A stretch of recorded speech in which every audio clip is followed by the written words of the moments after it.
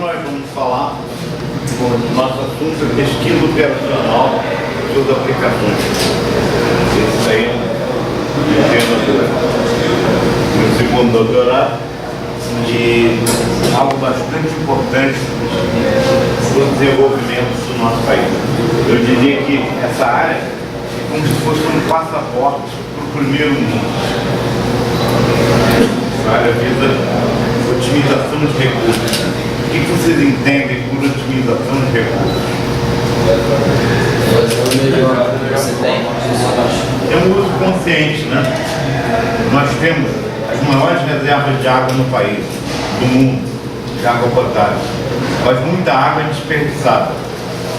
Algumas cidades, aqui perto mesmo, 60% da água que era aduzida, que era canalizada, era jogada fora. Jogar fora não é uma coisa boa, desperdício não é uma coisa boa. A gente produz muita comida. Será que toda essa comida chega na fonte? Então, né? Às vezes é jogada fora mesmo. Vocês conhecem a Ceasa, tem Rio de São Paulo? Toneladas de comida são jogadas fora. O consumidor, para comprar um tomate, se ele está um pouquinho amassado, ele não é comercializado. Mas ele é perfeitamente comível, né? Vamos dizer assim. Aquilo podia servir de alimentação para uma opção. Então, usar os recursos de uma maneira adequada pode fazer toda a diferença, eliminando o desperdício e otimizando. Nós vamos falar sobre essa palavra, otimizar, muitas vezes. Então, a nossa semana, o tema é matemática tem tudo. Pesquisa operacional, como a computação, é um ramo da matemática aplicada. Então vamos falar também o que é matemática aplicada e o que é matemática pura. Mas antes disso, nada se faz sem pensamento. Concorda? Então, matemática, medicina, física, qualquer coisa tem que ter um processo mental. Quando eu era garoto, estou falando mal de religião nenhuma, todas elas são bem-vindas, mas existia um conceito que animal não raciocina e animal não tem sentimento. O que vocês acham a respeito disso? Por quê? Qual seria um contra-exemplo disso? Por exemplo, quando você pega o filhote de um pássaro e responde, o pássaro fica desesperado. Fica, né? Um cachorro, que é um animal muito mais próximo da gente, eles têm sensibilidade. Tem cachorro que o dono fica doente e acompanha o cachorro até na porta do hospital e fica lá dentro sem comer, esperando por outro. Então, mesmo insetos também planejam. Vocês são capazes de dizer O quê? um inseto que planeja? A formiga tem uma sociedade totalmente organizada, tem categorias. A abelha, muito mais. Mas não precisa ser a abelha. Se o ser humano não existisse na Terra, provavelmente quem tomaria conta do mais falante seria uma abelha. Tem uma sociedade extremamente bem organizada que funciona muito bem. Tá? Tem outros animais com capacidade cerebral muito grande, como o golfinho. Mas não precisa nem ser um animal de grande porte. Se nós pensarmos numa aranha, a aranha planeja. Ela constrói aquela teia da baba, tem uma forma geométrica, não tem? Sempre precisa. Todas as areias vão fazer a teia da mesma maneira. E para que ela faz a teia? Para pegar. Então ela está planejando capturar o seu almoço para ali dentro. Então, animais também pensam. Animais têm razão. Durante algum tempo, tinha uma mula papal que dizia que índios e negros não tinham alma. Isso também é uma coisa meio absurda, né? Eu acho que bichos e... Mas então, uma coisa comum em nível maior ou menor, que todo ser vivo tem um certo tipo de inteligência e tem um certo tipo de raciocínio, maior ou menor. Por enquanto, quem não raciocina, quem é? Robô. O computador não raciocina. Ele pode ter uma lógica simbólica que um ser humano impôs lá dentro, colocou as regras, ele trabalha em cima daquelas regras. Mas um robô, um computador, ele não tem vontade própria, ele não consegue conduzir alguma coisa. Então, a origem de todo conhecimento é o pensamento. Concorda? E a partir daí, a gente chega à mãe de todas as ciências, que é a filosofia pura. Sem pensar, a gente não chega a lugar nenhum. Mas a filosofia pura, vamos dizer que ela é meio bagunçada, meio rebelde. Então, um filósofo, faça situações muito semelhantes, ele vai pensar tudo de novo. Aí vem a matemática. A matemática botou a lógica. Da filosofia saiu a lógica, daqui saiu a lógica matemática. A lógica matemática botou ordem, uma certa ordem de pensamento. Então tem situações que se repetem, que se replicam. Vocês aprenderam com a professora Diana, aquelas coisas todas, modus ponens, inferência, demonstração, foi tudo aquilo. Aquilo são situações singulares que se repetem. Então, a lógica matemática codificou aquelas estruturas de pensamento e tentou racionalizar. Está bem até aqui ou não? Tranquilo? Então, a matemática surgiu para colocar ordem no caos.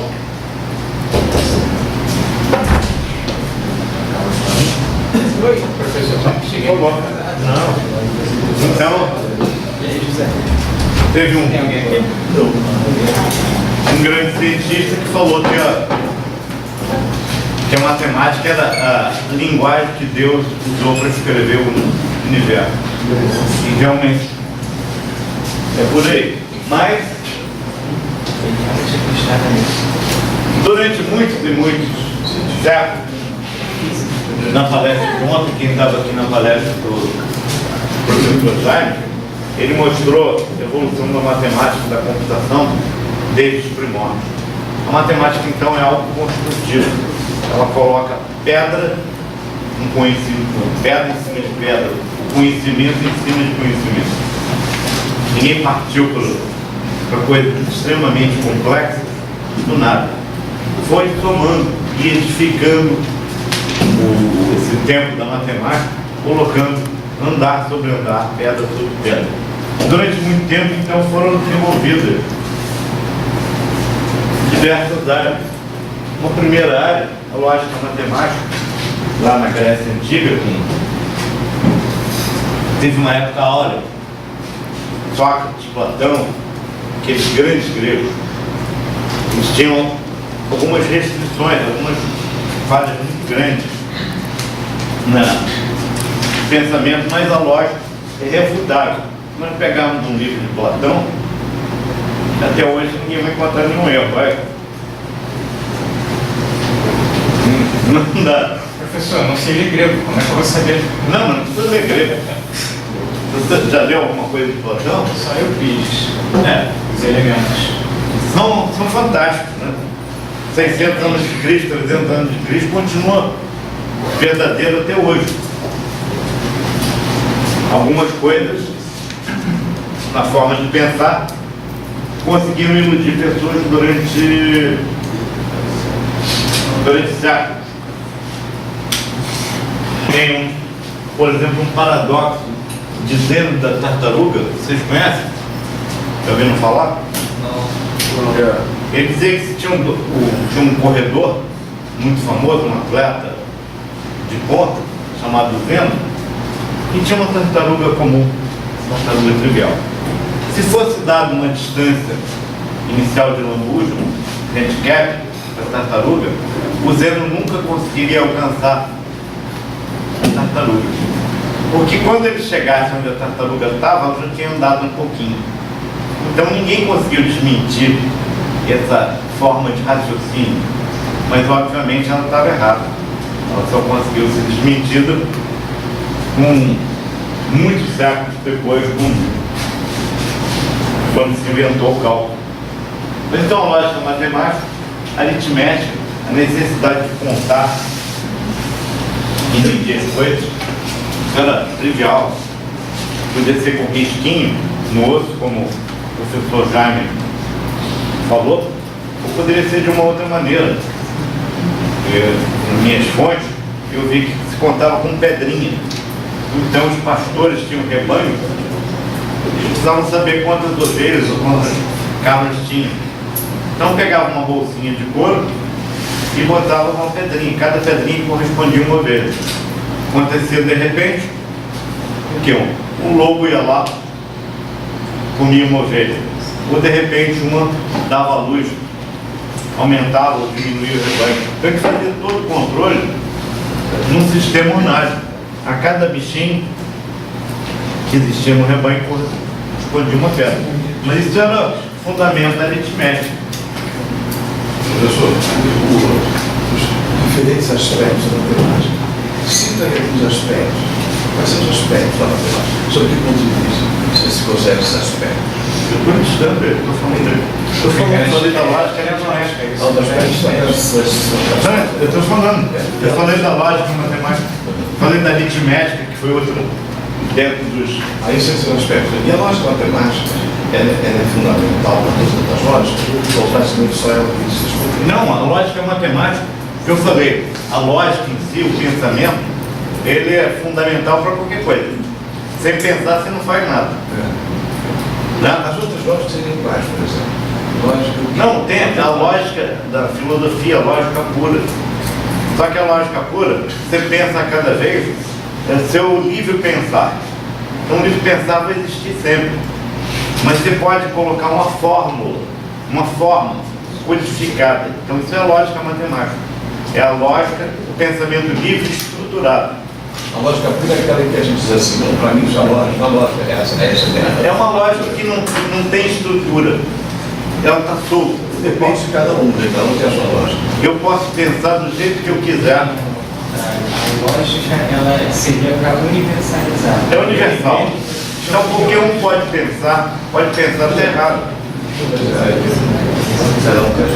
Não, você pode pensar de maneira totalmente errada. A matemática vai te dizer, vai ter axiomas que vai te dizer que vai balizar, vai dizer que você está certo ou está errado. Né? Então, você usa aquilo. Tabela verdade? Uma tabela verdade eu sei se uma. Mas não pode fugir daquilo, não sempre. Então, aquilo é uma codificação da lógica pura. Geometria euclidiana, também começou lá na Grécia antiga, é algo bastante importante. Então a geometria está em tudo que é coisa, em tudo que é forma que a gente aprecia. Extremamente importante. Na geometria euclidiana, ela tinha coisas que não eram. Então algumas coisas eram tidas como verdade absoluta. Existe o postulado de Euclides. Alguém já ouviu falar? Não sei, talvez, na escola. Na escola. Foi visto na escola. Dizia que dada uma reta e um ponto, eu só posso passar uma paralela àquela reta por aquele ponto. Então, eu vou até desenhar aqui para... Então aqui eu tenho uma reta e um ponto. Está dizendo que só existe uma reta, uma paralela a essa reta passando por aquele ponto, não existe mais um. Faz sentido. Se ficar inclinado, posso passar uma porção de retas inclinadas, mas paralelo Não é paralelo. não é paralelo.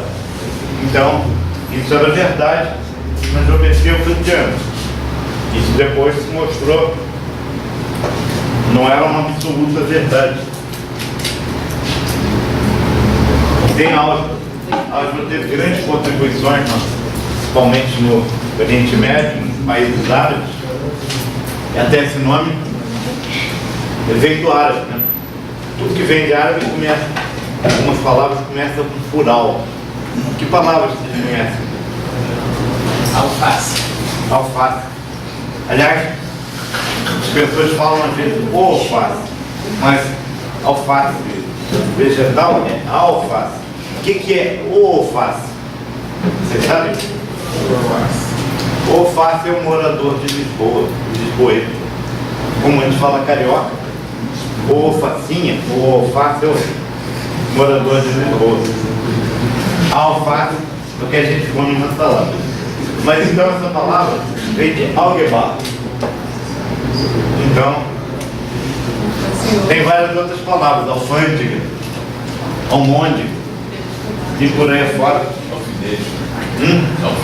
Sim, quase sempre. Nem todas.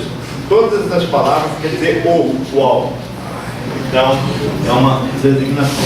Mas a álgebra foi outra área. Ela permitia, pela primeira vez, trabalhar com quantidades desconhecidas. Porque a gente trabalha com incógnitas. Ao contrário da aritmética, a álgebra não precisa necessariamente de um. Exatamente. A álgebra vai trabalhar com valores a serem descobertos. A aritmética não. Trabalha com valores conhecidos. Então, vou somar 2 mais 2. Na álgebra, a gente introduziu uma coisa muito importante na matemática que se chama abstração. O que é abstração? Eu falo x mais 2. Eu não conheço x. X pode ser qualquer coisa. Conceito de variável que a gente usa. Conceito de variável. Então, em computação, quando eu faço um programa, eu vou usar variáveis. Se eu fizer um programa com constantes, fizer um programa para somar 2 mais 2, esse programa não serve para muita coisa. O programa é uma porcaria. Tem que somar 2 valores, quaisquer, A e B. A pode ter qualquer valor e B qualquer valor. O programa, então, deve ter um aspecto de generalidade. Deve servir para qualquer caso. Deixa eu voltar aqui. Dizendo que o valor que o postulado euclídeo já foi Não. No ponto de vista de geometria euclidiana, ele é postulado, ele é correto. Mas ele pensava, e o Euclides, ele pensava num mundo que nós vivemos de 3 dimensões. Quais são as 3 dimensões que a gente conhece? E que o nosso hardware é limitado, nosso hardware é humano. A gente só vê objetos em 3 dimensões. X, Y e Z. Algumas pessoas veem 2 só. Tem um defeito visual que as pessoas veem tudo chapado. Isso é um defeito visual de algumas pessoas. Mas a gente tem uma visão 3D, não tem? Se não enxerga em profundidade? Sim. Mas, então, o Euclides, matemático grego, não enxergavam aquilo que eles viam objetos em 3D. Então tinha um cubo, paralelepípedos, esferas. Ah, mas existem, pode existir mais dimensões. Eu posso trabalhar com 4, 5, 10 mil dimensões. Se mostrar 3 dimensões, se mostrar. Mas vai ter mais, mas nossa, muito paralelo aquela reversa, que seria reversa. Não, reversa não é paralelo. Mas as distâncias já conheço, Não é paralelo. Paralelo tinha que guardar a mesma distância de todo o ponto. Não, reversa não dá. Ah, mas então, quando eu trabalho com 4 dimensões, o 5, o 6, o 7, o 15, a situação se modifica. Aí teve uma outra geometria, que nós vamos falar daqui a pouco, a trigonometria. Então, o estudo dos triângulos, das propriedades, foi extremamente importante para cálculos de distâncias, para para várias atividades de localização de uma outra área muito importante. GPS. Trigonometria pura. O GPS, então, é trigonometria pura. Ele vai pegar, tem vários satélites que vão pegar as posições relativas de cada lugar e a partir daí vai ser calculado uma posição exata. Os GPS militares são extremamente parecidos. Eles podem calcular uma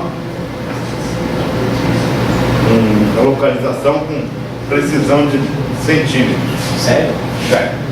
Então, lá do céu você vai localizar. Agora os comerciais, eles são obrigados a induzir um erro de 15 metros. Para que ninguém construa mísseis balísticos com ele. Você não fazendo isso, míssil balístico de alta precisão. Mas eles conseguem mandar um míssil de mais de 100 km de distância e cair exatamente, podia cair não nessa sala, cair exatamente em cima daquele computador, se quiser. E consegue perfurar até os mísseis, até parede de concreto de 1 metro.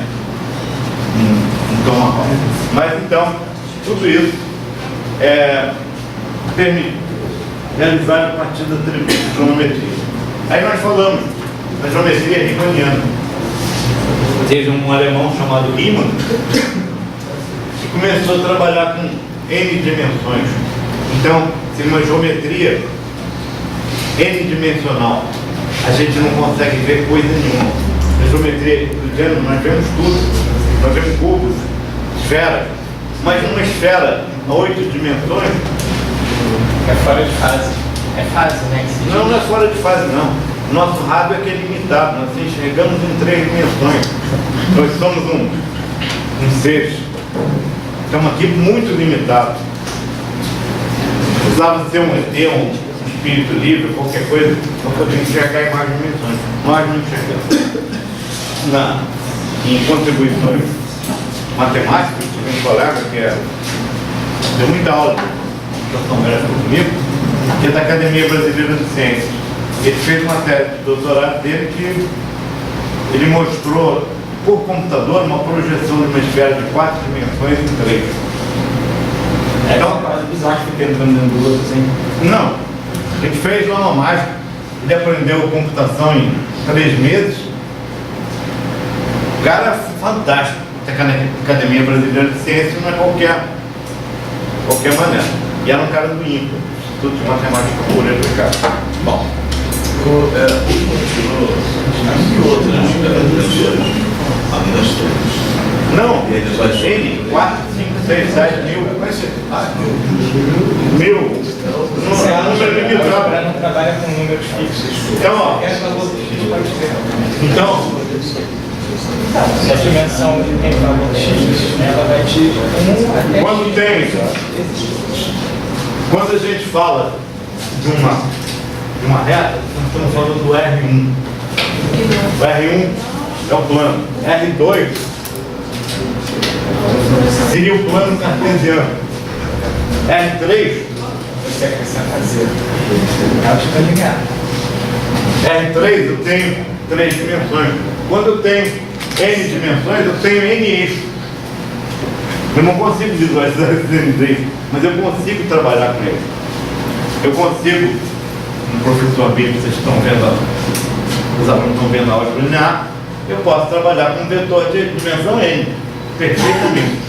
Posso definir uma esfera, uma hiperesfera, a gente usa essa palavra depois de 3 dimensões.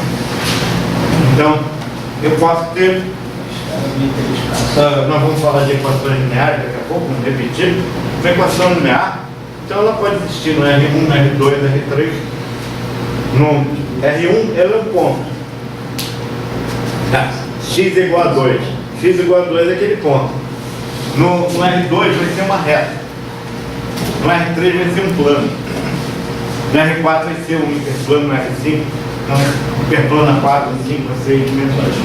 Esse Riemann, ele fez contribuições muito importantes, inclusive para o trabalho do Einstein. Verdade. Né? Teoria da relatividade. Ele provou que uma reta faz curva, isso foi impressionante. Que existe uma curvatura no espaço, que existe outro postulado. Existia a ideia que tudo vale. O Euclides não estava errado, não.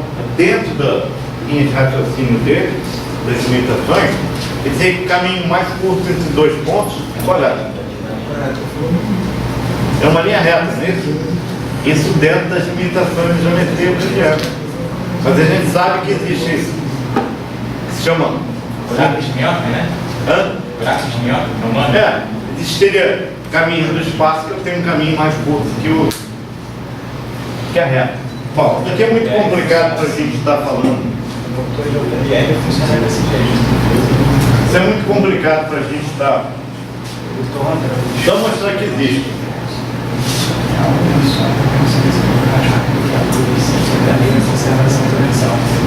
Aqui, aí a gente cai numa área mais recente da matemática. Essa área mais recente, só por uma coisa, porque antes não tinha como ser estudado. Sistemas dinâmicos são sistemas extremamente instáveis. O que é um sistema instável? A instabilidade, algo que não está sempre igual, é isso? Algo que pode mudar de comportamento por uma coisinha de nada. Uma coisinha de nada. Então tem várias coisas dentro do sistema dinâmico. Tem uma área que é chamada teoria das catástrofes, que eu vou falar. Catástrofe não é uma coisa ruim. É um evento que muda de comportamento rapidamente então eu posso ter uma variável com 50 casas decimais. Pode ser uma mudança na 50ª casa decimal que vai fazer toda a diferença. Vocês conseguem visualizar alguma situação em que isso acontece? Uma coisinha de nada.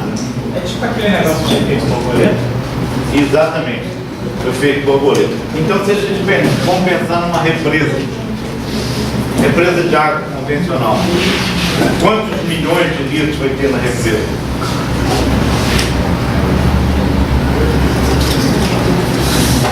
O tamanho da represa, depende dos rios que alimentam ela, vai dar.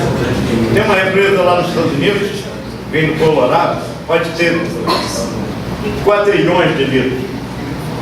Quando aquela represa vai romper, ela vai aguentar água até um certo limite. Depois desse limite, ela não aguenta mais. Vai ser uma gota d'água que vai fazer diferença.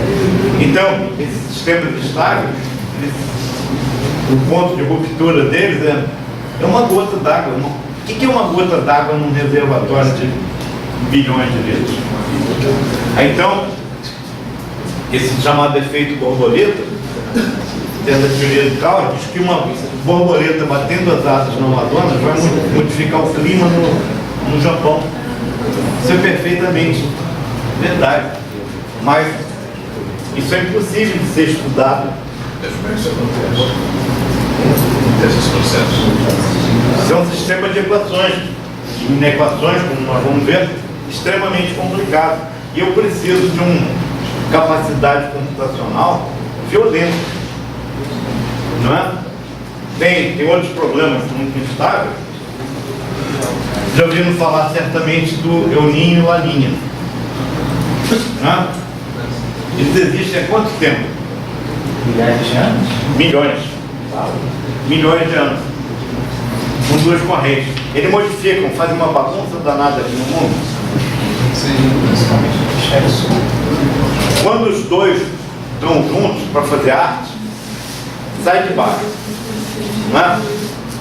Então, um lugar vai ter seca, outro lugar vai ter enchente. Algumas populações inteiras de grandes civilizações foram extintas por causa disso. Os maias, por exemplo. Os maias, por volta do ano 1000, eles estavam mais evoluídos que na Europa. A matemática estava mais na Índia e no... Ele já tinha o número 0, né? Os maias tinham um sistema de base 20. Então, o computador trabalha em base 2 Então eles tinham 20 meses de 20 dias. Não, dava 400 dias no ano, né? Mas tinham lá o sistema dele. Mas de repente sumiu mais. Sumiu do mundo. Algumas pessoas dizem que foi um meteoro que caiu aqui dizimou, mas possivelmente uma seca. Então, essas civilizações pré-colombianas, o que acontecia quando tinha uma seca prolongada? Eles atribuíam a quem? Deus? Deus. Ah, Deus está zangado com a gente. Deus não vai ficar zangado, não vai dar uma seca por causa disso. Aí o que eles faziam? Hoje seria mais difícil, né? Eles pegavam uma virgem e sacrificavam uma virgem para ver se Deus ficava com pena dele. Hoje seria mais difícil encontrar uma. Ah, entendi a piada. Eu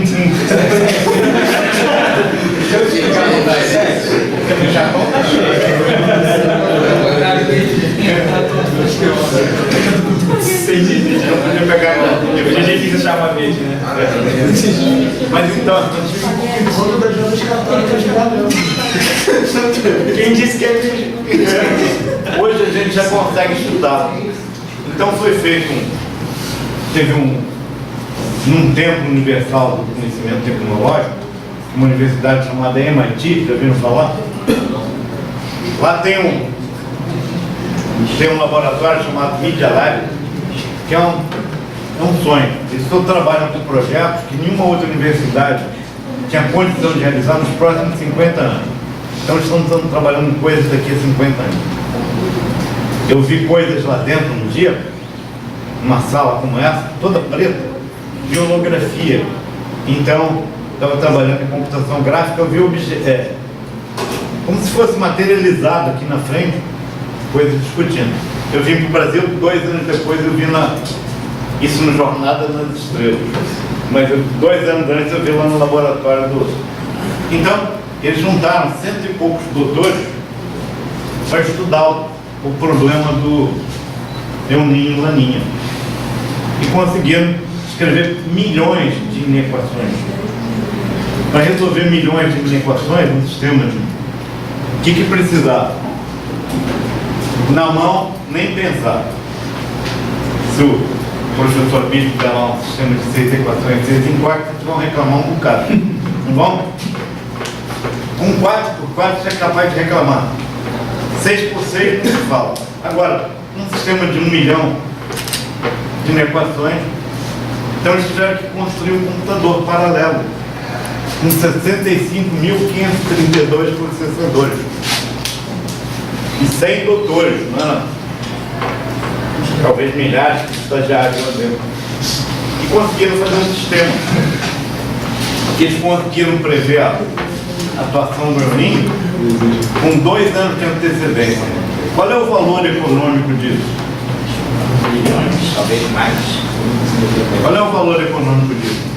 Teve quem detinha essa informação tinha um alto poder. Tinha uma empresa brasileira chamada Cutral, já viram falar? Não? Laranja, exportava laranja. Para que essa informação serviria para ela?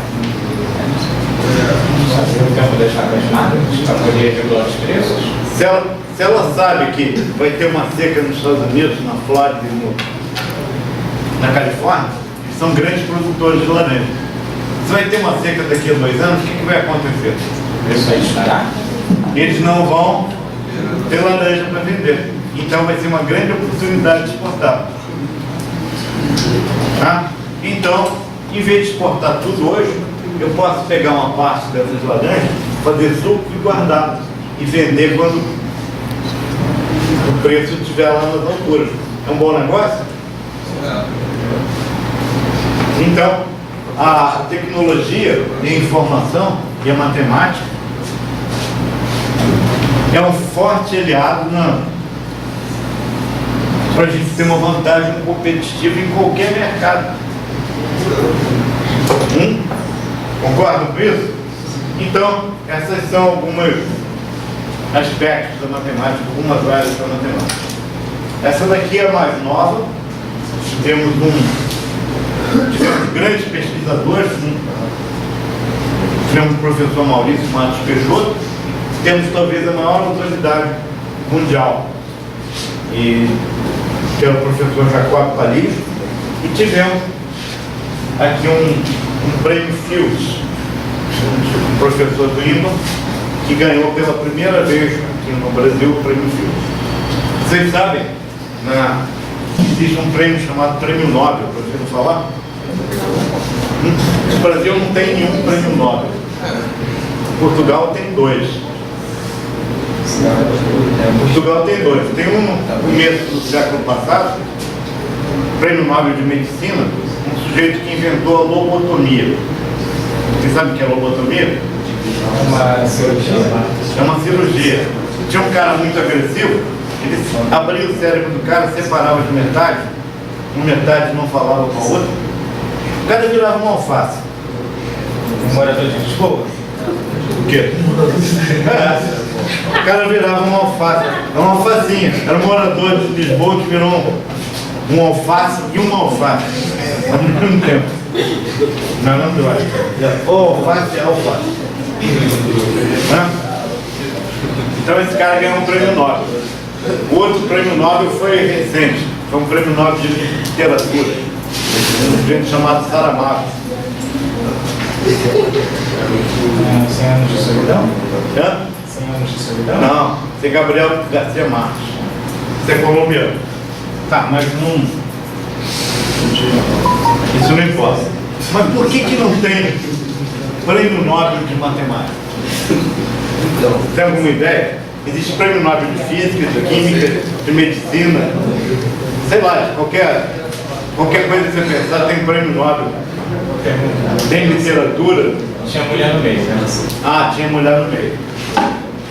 E cara, Porque o cara, o matemático mais eminente que existia na época, era o Ricardão do Nobel. Estava saindo com a mulher do Nobel. Então ele não queria dar o prêmio para o Ricardão. Então por isso não tem prêmio Nobel de matemática. Então, o equivalente ao prêmio Nobel chama prêmio Fields, que foi um brasileiro que ganhou no ano passado. Então, matemática nós temos o equivalente a um prêmio Nobel, mas uma outra área.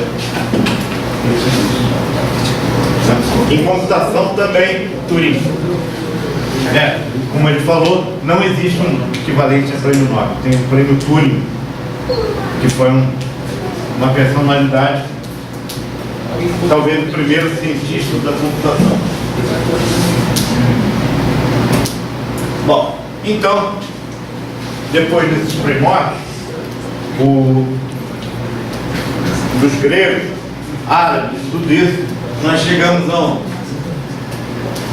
um ponto que o Isaac Newton e o Gottfried Wilhelm Leibniz, ao mesmo tempo, basicamente, os dois brigavam entre si, mas mais ou menos, eu não sei exatamente quem começou primeiro, mas eles resolveram uma nova situação através de uma ferramenta chamada cálculo diferencial integral. o programa do desenho de corpos, né? O programa do desenho de corpos. Não é esse o episódio? Que o Newton tinha conseguido resolver e esse alemão também. Pois é, mas... Não, o Newton mostrou a ideia para ele. E ele, só cobrou. Não, eles nunca tiveram sem contato. No mesmo lugar, um vivia na Alemanha e outro na Inglaterra. Não, nunca tiveram contato. Era... Não importa. Eu não estava lá vivo, não posso testemunhar. Mas eu sei que os dois de maneira independente fizeram grandes contribuições. E qual foi a grande contribuição do cálculo?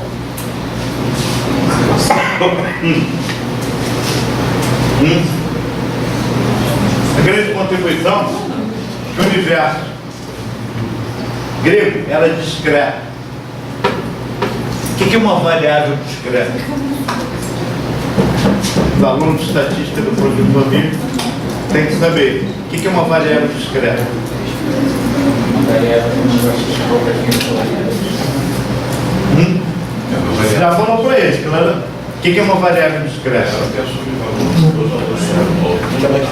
tem uma velocidade de avaliação. Uma variável discreta assume valores inteiros.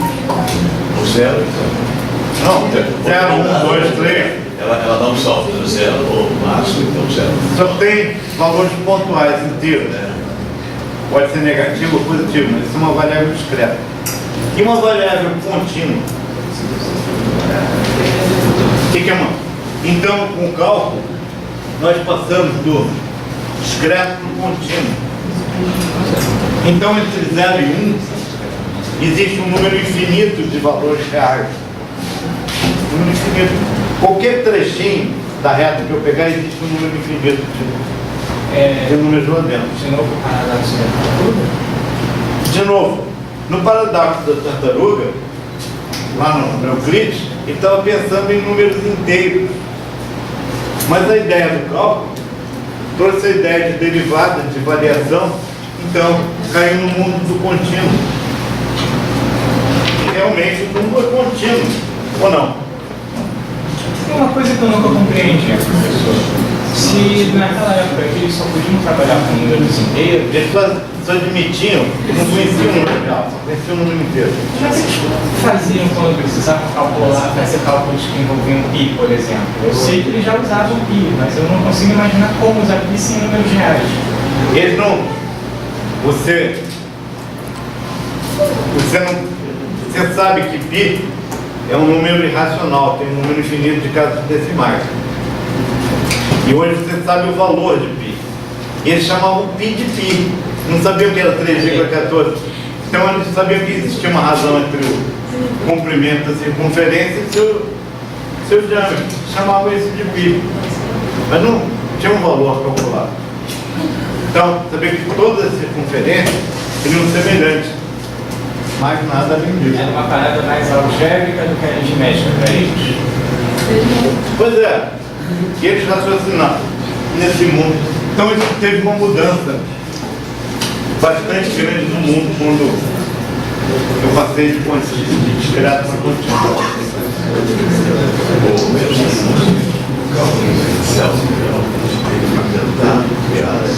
Já existe atualmente. Não existe naturalmente. Já existia descobrido. Não existia. Não existia. A posição dos astros, a posição dos astros, ela não era a mesma. Haviam distorções dos valores, mas essas distorções pareciam ser arbitradas, não conseguiam realizar um denominador comum.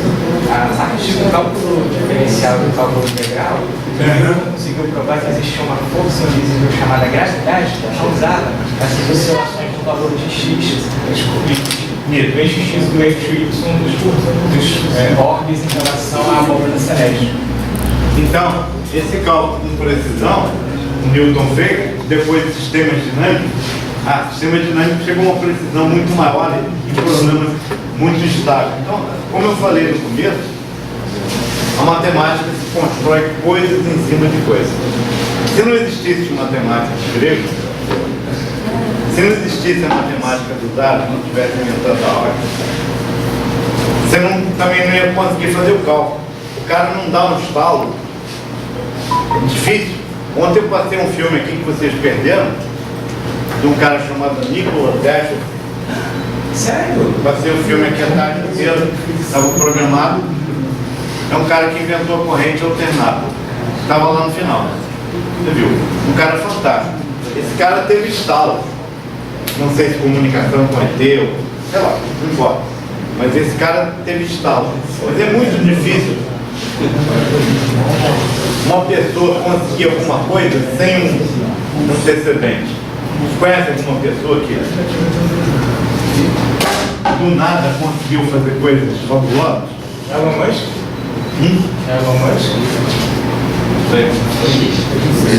Um exemplo que eu diria é um gênio da música, Mozart. Mozart sai com 3 anos no piano tocando. Eu não consigo tocar nada, eu sou analfabeto de música. Mas um Mozart com 3 anos sai tocando alguma coisa, são pessoas, né? O Gal grande matemático alemão. Ele com 7, 8 anos,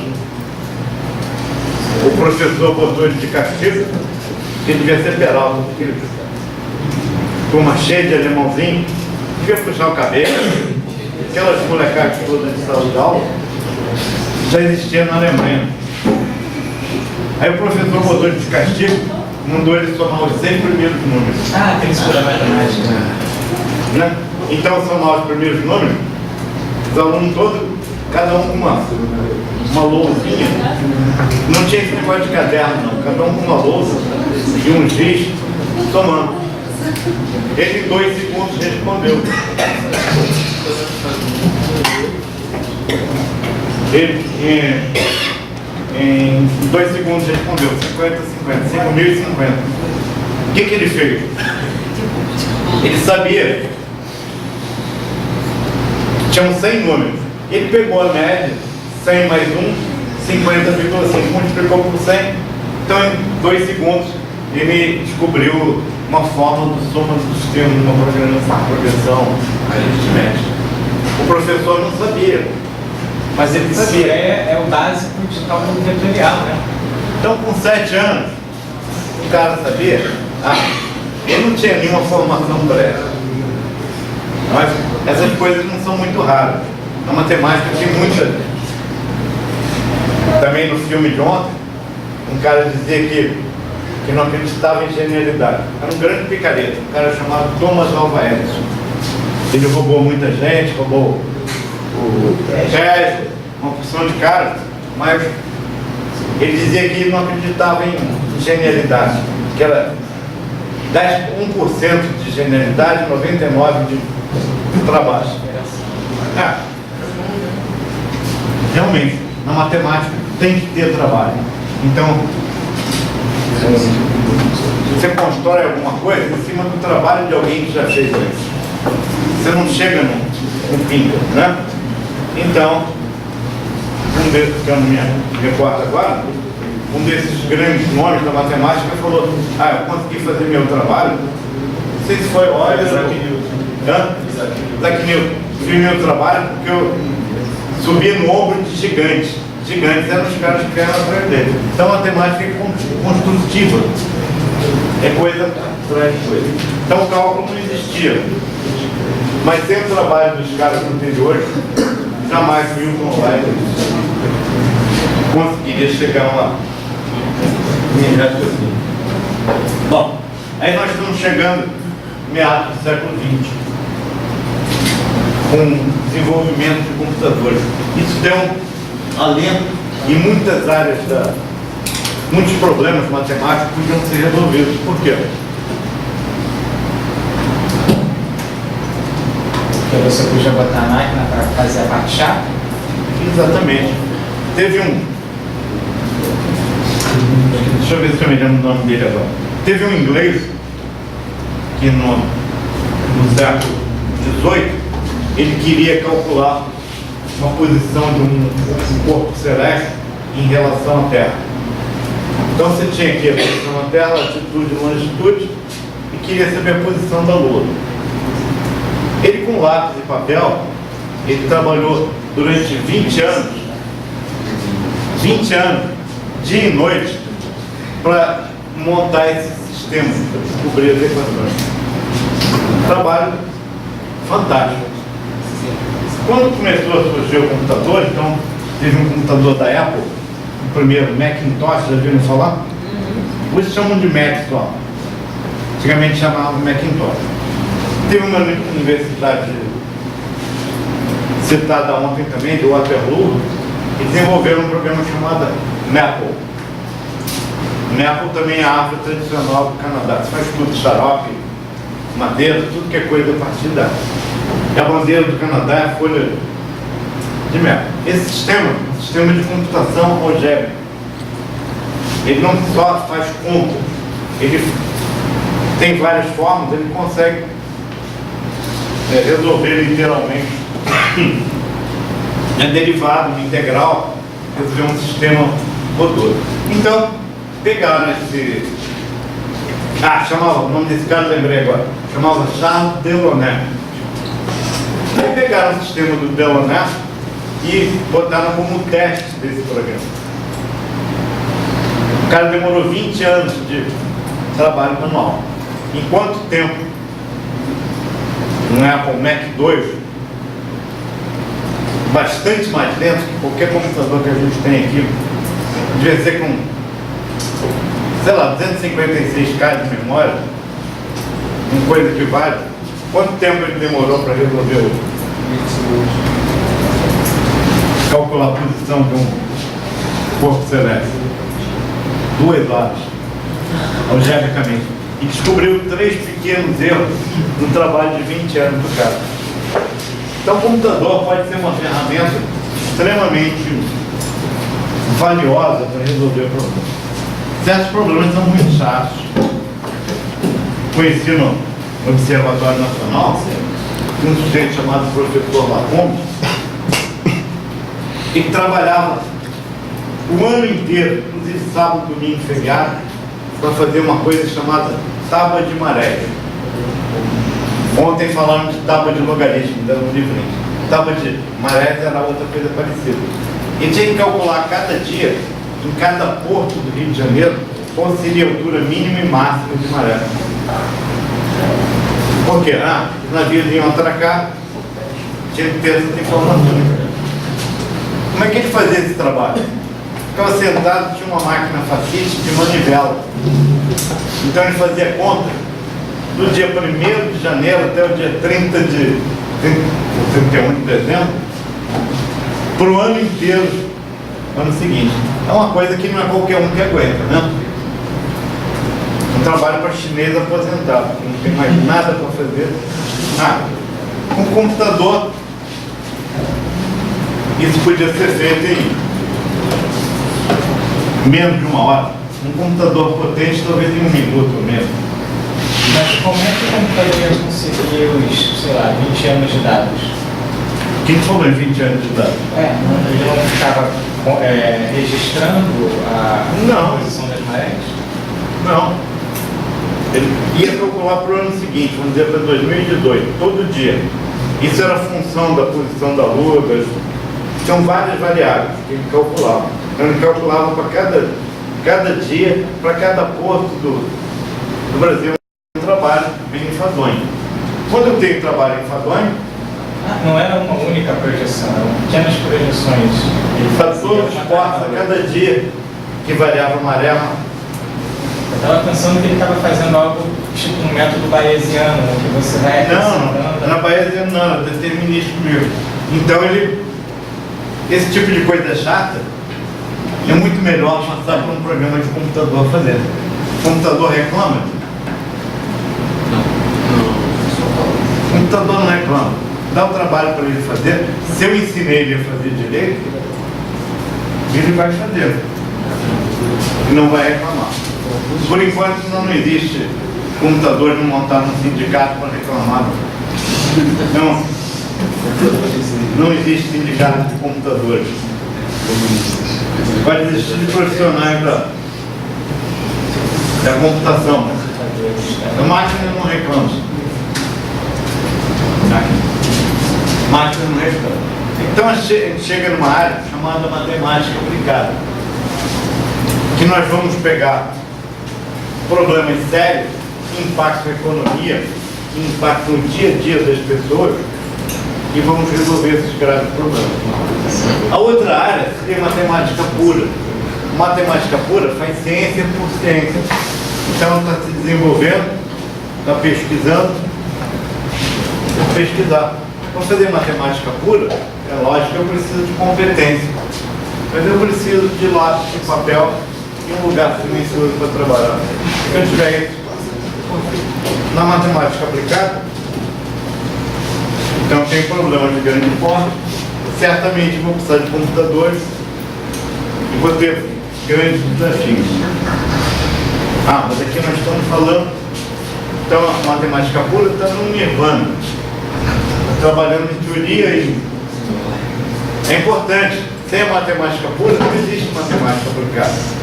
Mas aqui eu estou falando de problemas reais, problemas que todos nós vivenciamos, que existe. Olhando sobre o ombro de gigantes. Isso. Uma das principais áreas da matemática aplicada, não é a única, é chamada pesquisa operacional. Ela também é chamada de programação matemática ou ainda otimização. Então, nós já falamos, não sei se todos sabem o que é um modelo. O que é um modelo matemático? Todo mundo sabe o que é um modelo? Meus alunos de marcha mesmo. É quando você tem um algoritmo ou uma solução para um problema, é isso? Não. O modelo seria uma representação da realidade percebida. Então, estou estou representando uma realidade percebida. Eu posso ter vários tipos de modelos. Eu podia ter um modelo descritivo. O que é um modelo descritivo? A palavra está dizendo. O que é um modelo descritivo? Descreve. Então, para descrever uma situação, eu uso a palavra. Então, quem que usa modelos descritivos para explicar uma situação? Escritores. Então, o cara vai escrever um romance. O que ele faz? Ele vai descrever o ambiente, vai descrever o personagem, e vai ter até um epílogo no final. Então, alguns escritores são tão bons que fazem a gente viajar.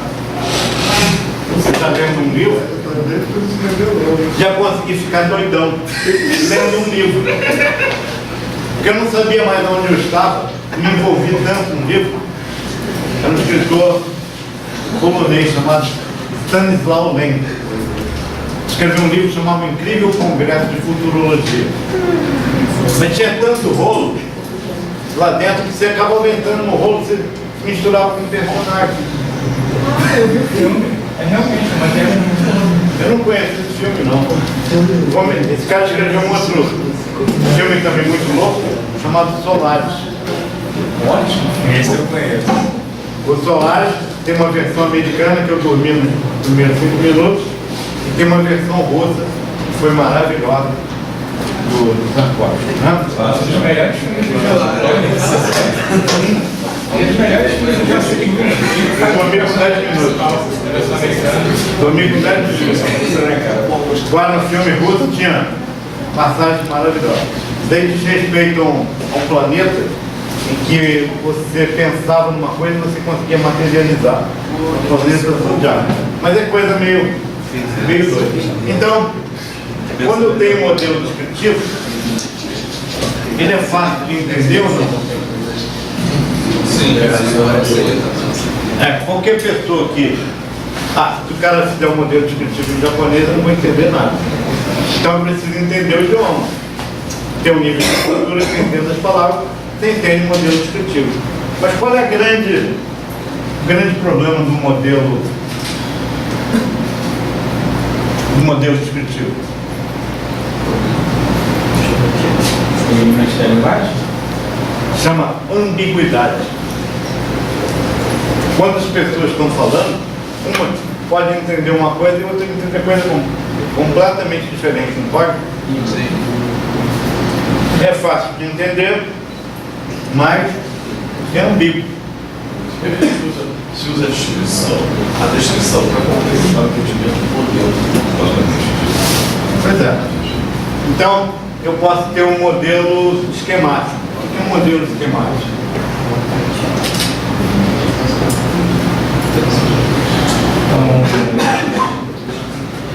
Um mapa que pode ser entregue com um modelo esquemático. Pode ser um mapa. Eu posso ter Quando eu era garoto, você enguiçava uma televisão, você chamava um técnico, normalmente era um japonês, ele abria uma mala, pegava lá um esquema da televisão e saía fuçando. Não, aqui tem um resistor, blá. Ele ia lá, tirava uma pecinha, soldava uma peça nova e puf, a televisão funcionava. Aqui é um modelo esquemático. Todo mundo entende o modelo esquemático? Não. Precisa ter conhecimento daquele assunto. Alguns esquemas são fáceis. Se eu pegar um organograma de uma empresa, aqui no meu modelo esquemático, é um esquema. É mais fácil de entender. Mas um esquema de televisão, precisa conhecer um pouco de eletrônica para saber quais são os símbolos, para poder entender. Né? Eu posso ter um modelo físico. O que é um modelo físico? Maquete.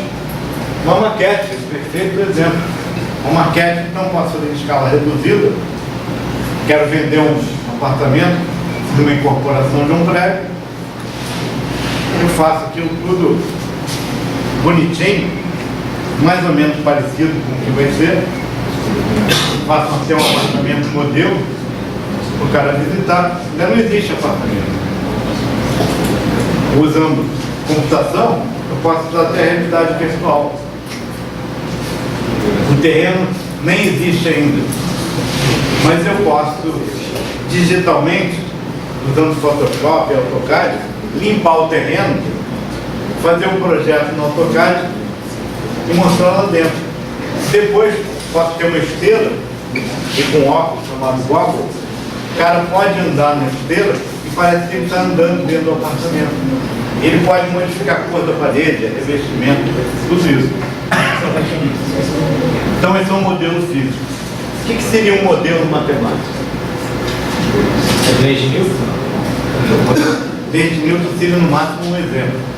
O modelo matemático, qual é a linguagem da matemática? O modelo descritivo usa palavras.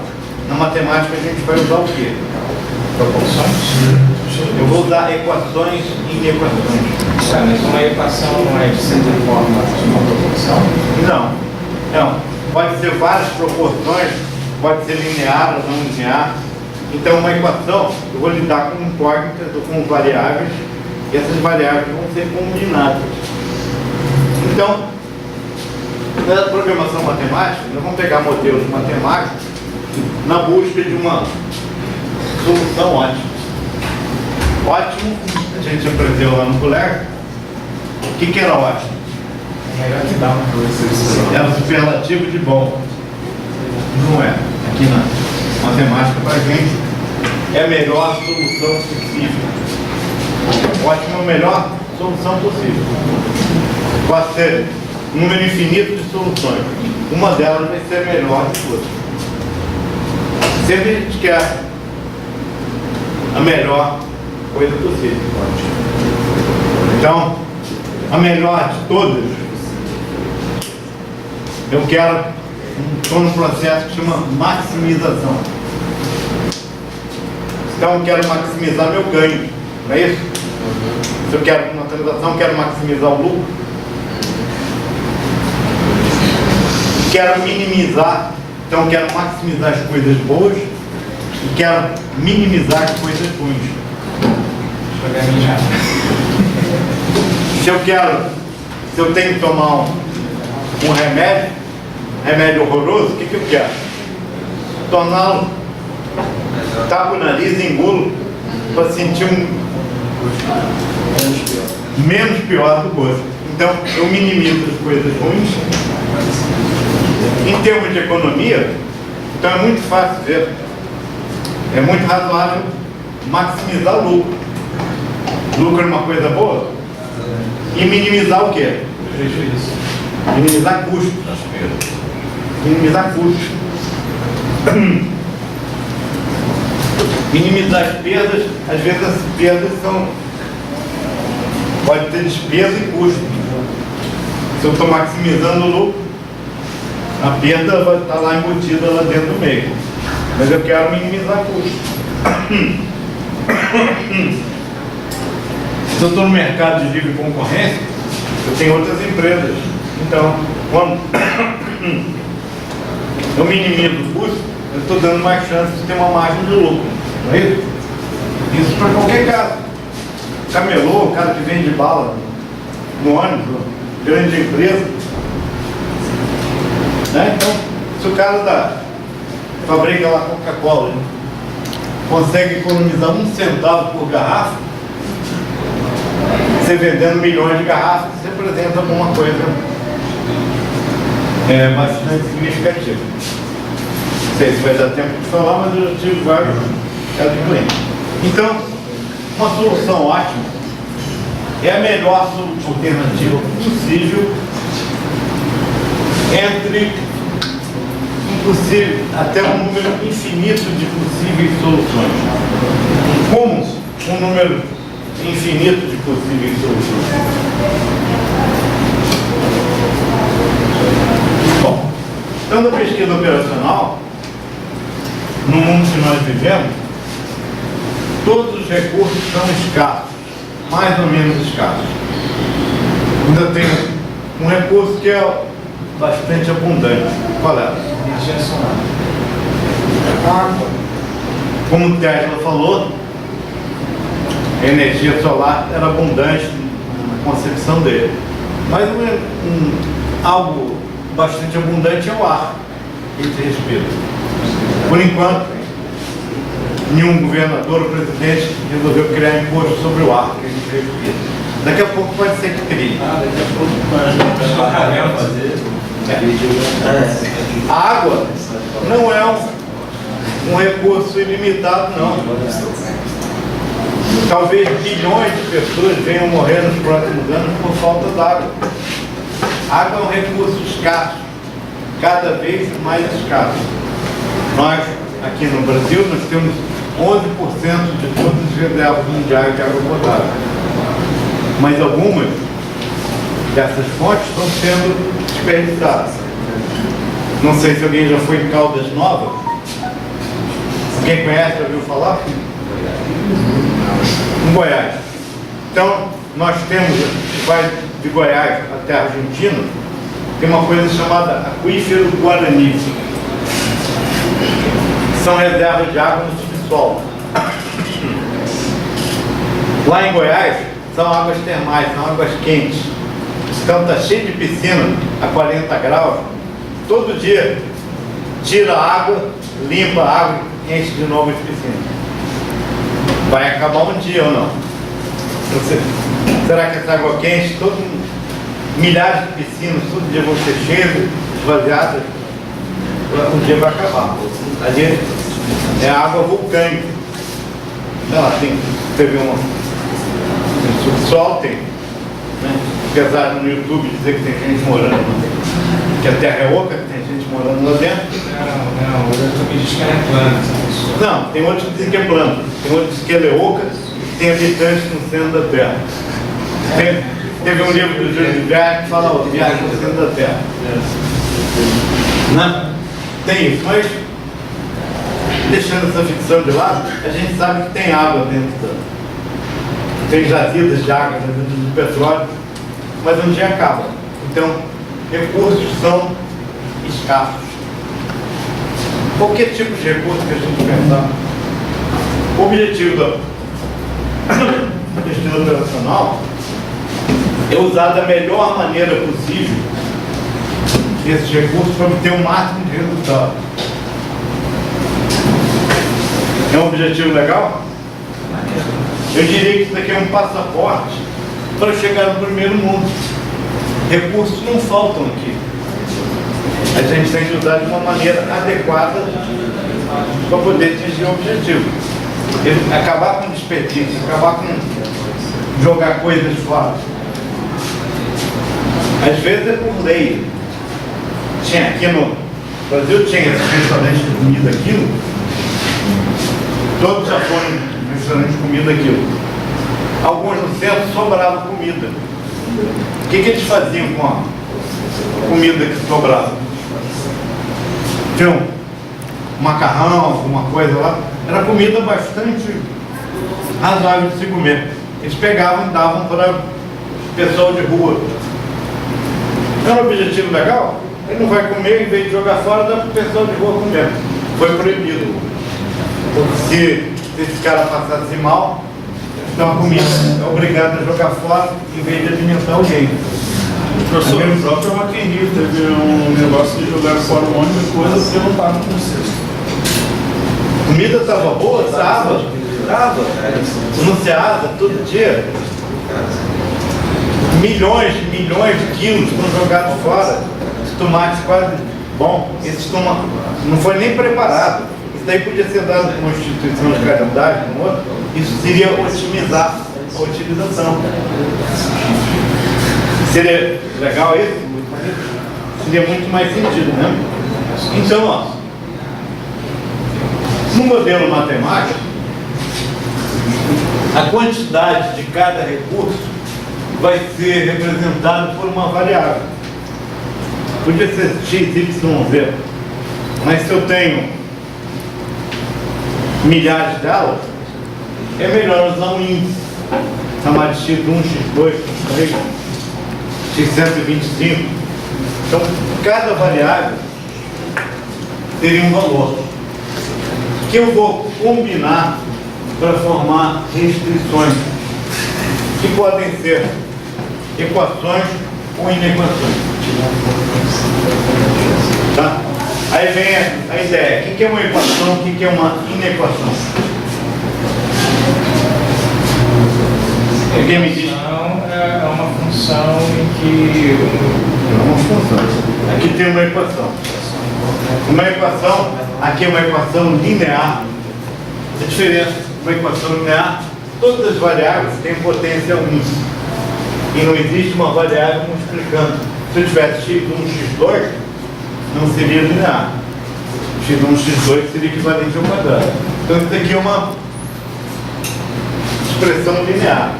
Tem um sinal de igualdade, então na equação tem sempre uma igualdade, tem um valor aqui inverte. Isso é uma equação.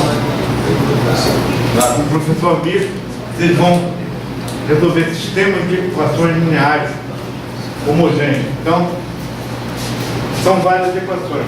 A solução do sistema vai ser o quê? Encontrar valores de x1, x2 e xn que atendem todas as equações do sistema. Você fez isso, resolveu. Então, na álgebra linear tem vários métodos. Alguns métodos antigos, algébricos, e outros métodos computacionais. Um deles seria o método de eliminação de Gauss-Jordan. Não sei se você chama de escalonamento lá, ou chama de Gauss-Jordan. Dois. Então, quem já foi aluno do professor Bispo já viu isso. Quem foi meu aluno de álgebra linear também. Agora, uma inequação, qual é a diferença? É que em vez de ter uma igualdade, tem uma desigualdade. O que pode ser um sinal de desigualdade? Menor, menor igual.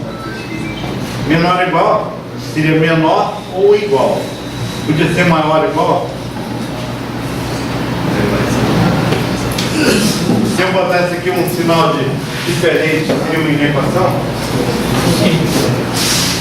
Diferente. Então, se aqui fosse uma equação linear, aqui vamos ter que fosse um hiperplano. Se eu botasse diferente, seria qualquer ponto que não estivesse no hiperplano. Então, aqui tem outro exemplo de inequação. Aqui usando maior ou igual. É uma inequação. Então, o modelo matemático, a linguagem que eu tenho, são equações e inequações. Então, aqui está a representação geométrica. Aqui eu tenho uma equação linear no plano. Aqui é uma equação de reta. Vocês não estão acostumados com x2, mas e nem com essa forma. Isso aqui é uma equação linear. Então vamos botar na forma que vocês conhecem. Isso aqui seria equivalente a 3x mais 2y igual a 8. Ainda não estão reconhecendo. Mas eu posso fazer o seguinte. Chama isso 2y. Posso? E posso dizer que y é menos 3 meios de x mais 4. Agora vocês reconheceram uma equação de uma reta?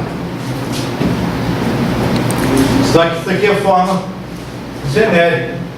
E como eu posso ter um número de unidades variáveis, Então, essa é uma equação numa reta. Se eu quero desenhar essa reta, tive um aluno que reclamou comigo, falou que eu dei uma reta que não tinha 2 pontos sobre ela. Então, dados os 2 pontos, sempre eu posso traçar uma reta, não pode? Porque eu arranjei uma reta que não tinha 2 pontos. Uma reta tem um número infinito de pontos sobre ela. Então, basta dar um valor de x, eu vou obter o valor de y. Por exemplo, se x valer 0, quanto vai valer y? O y sobre 2. Se x for 0, essa parte soma, vai sobrar 4. Se x valer 2, Y vai ter que valer 20. então eu posso marcar aqui no quadro, esse ponto aqui é o 0, 4. Esse daqui é o 2, 1. Tenho 2 pontos, eu tenho a reta. E eu marquei essa reta que está aqui. Agora, aqui nesse outro caso, eu tenho uma inequação. Inequação está dizendo, ali no caso é só menor, está dizendo que é qualquer valor que seja menor do que esse. O que seria então se eu tivesse 3x mais 2y menor do que o outro? Ela vai dividir o plano em 2 metades. Um m-plano positivo e outro negativo. A parte de cima e de baixo. A reta aqui não vale. Mas vai estar nessa parte ou nessa? Eu tento um ponto. Chuto um ponto e vejo se ele está dentro ou se está fora. Então, se eu pegar o ponto 0, 0, ele atende essa minha equação? Onde está o ponto 0, 0? Está aqui. Ele está dentro dessa região? Está. Então, esse ponto torna isso verdadeiro. 0 é menor do que 8. 0 é menor do que 8? É. Então isso é verdadeiro. Então, esse ponto está dentro da região. Então, quando eu tenho uma equação, eu não tenho uma linha, um plano, eu tenho uma região. A região toda para cá, ó, todos os valores embaixo dessa reta seriam. Quantos pontos existem ali? É aquilo que o senhor falou sobre a diferença de discreto e contínuo? Não. Ele tem um número infinito de pontos. Qualquer ponto aqui dessa área azul, se eu clicar aqui, ele atende. Qualquer ponto que tiver aqui, ó, para cá ou para cá, vai atender. Todos os pontos que estiver aqui para cima não atendem. Todos os pontos que estiver daqui para baixo atendem. Então isso é uma equação.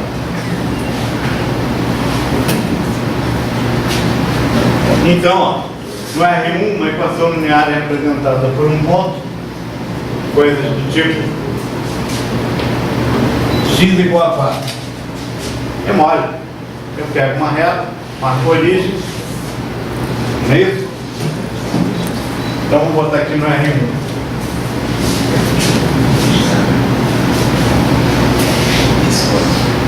Como é que vai ser representado?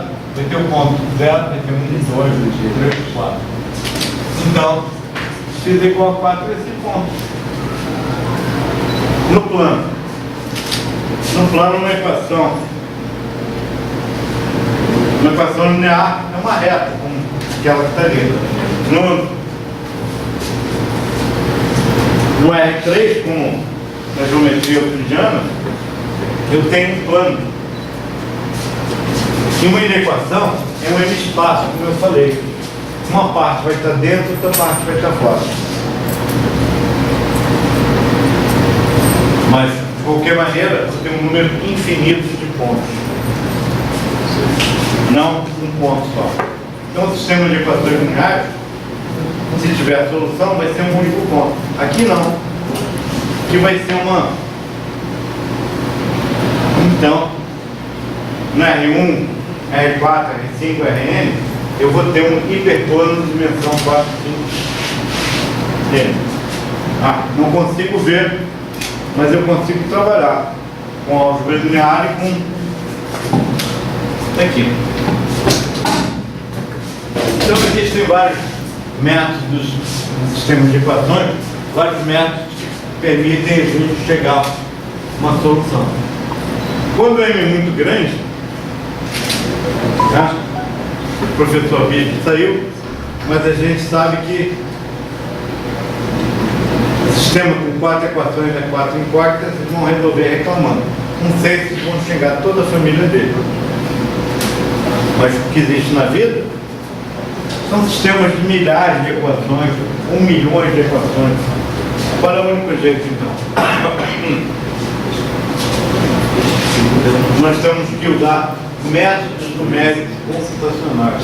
Temos que usar o computador e métodos numéricos. Que às vezes não dá um resultado exato, mas vão produzir um resultado bastante próximo do desejado, um erro perfeitamente calculado. Então, dentro de pesquisa operacional, uma área muito importante chamada programação linear. Então, programação linear, então eu vou ter M equações, com N variáveis, são incógnitas, então vai ter uma região do espaço. Com 3 eu consigo desenhar, com 4 ou 5 não. Essa região vai ser chamada de simplex. Poliedro, convexo, multidimensional. Então ele tem um número infinito de pontos. Eu tenho uma coisa chamada função objetiva, que vai ser uma forma de expressar o lucro ou o custo, que vai direcionar a solução ótima. Num desses pontos vai ter o mínimo e num desses pontos vai ter o máximo. Então o objetivo é encontrar o mínimo ou o máximo. Bom, antes de resolver um problema de programação linear, é preciso fazer sua modelagem, ou seja, escrever suas inequações na linguagem matemática, que é a de inequação, e como elas se relacionam através de diversas inequações da função objetiva. Então vamos ver aqui um exemplo. Um problema da dieta. Dieta, tá? Que a gente entende, não é só dieta para emagrecer. Os gordinhos que me perdoem, mas dieta é um regime que a gente vai fazer. Um atleta, qual é a dieta de um atleta? Um cara está lutando com dor, ele vai ter que manter o peso. O boxeador vai ter que manter o peso. Ele vai ter que comer certos carboidratos, uma porção de coisas, né? Então o corredor, na hora da corrida, ele não tem que estar de barriga cheia, mas antes ele vai comer um bocado de macarrão. Porque ele vai ter que ter energia que ele vai consumir na corrida do maratona, não é isso? Então isso é uma dieta. Então, um atleta, é só exemplo, ele precisa ingerir certas quantidades de vitaminas A, B, C e D. Me interessa aqui que se der antiarquítica, a vitamina C aqui é descobrido. Mas então, ele vai ter 4 alimentos que ele vai ter. Quais são os alimentos que tem ali? Ele vai ter leite, carnes, feijão e arroz.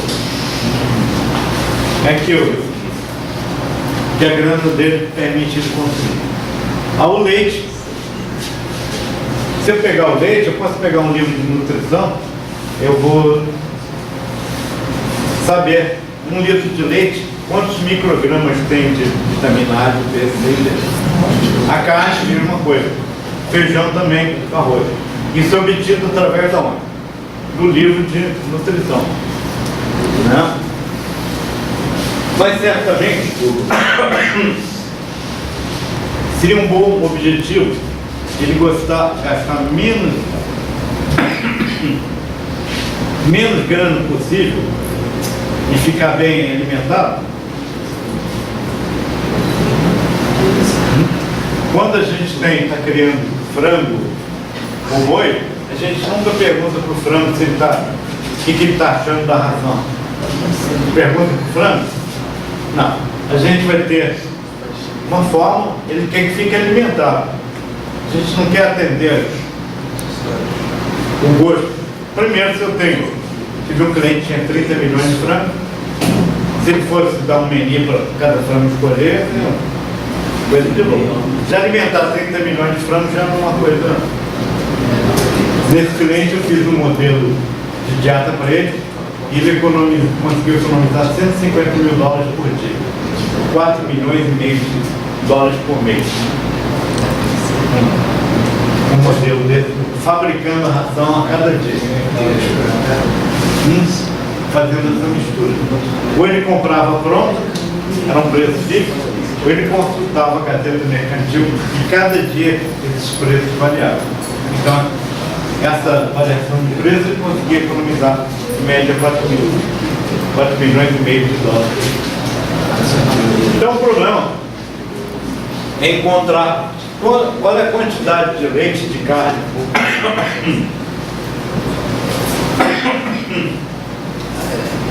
de arroz e de feijão que ele precisa consumir. Vamos ver o seguinte. Vamos definir as variáveis. Em vez de ter um índice 1, 2, 3, eu chamei XL. É a quantidade de leite. Leite é medido em que unidade? Litros. Então está aqui, ó. XL é quantidade de leite em litros. XC, o que é?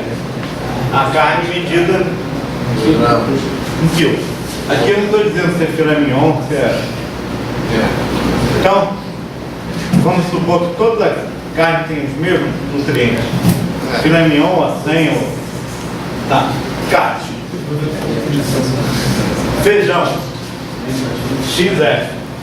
E XA a quantidade de arroz.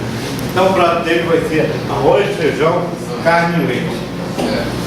Podia ter ovo aí também, se quisesse. Só mostrando 4 variáveis.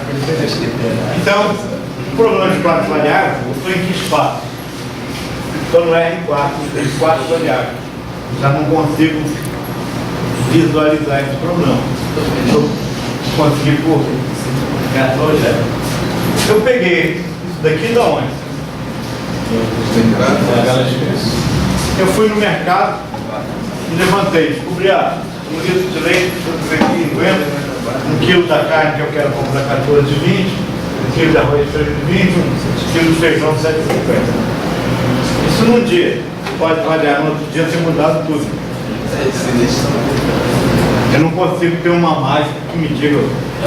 Então a cada dia esse modelo vai sofrer.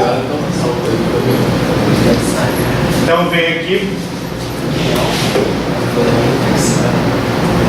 Função objetivo, então vai me dizer que esse Z é uma expressão, é uma função. Então a função objetiva é uma função. Ela vai dizer o custo total. Vê se vocês entendem. O que é 3,5? É o custo de 1 litro de leite. Se eu multiplico pela quantidade de litros, eu tenho o custo do leite na minha diária. Mais 14,2, preço de 1 quilo, multiplicado pelo número de quilos.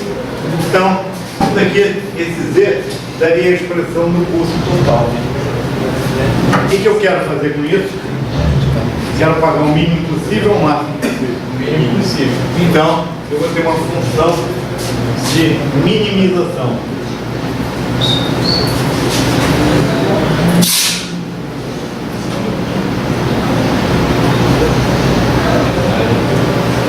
Então, tem algumas regras. Eu quero dizer que o mínimo possível de vitamina A que ele tem que ingerir por dia são 120 unidades de micrograma. Vitamina B 80, vitamina C 100 e vitamina D 70. E eu peguei essa tabela aqui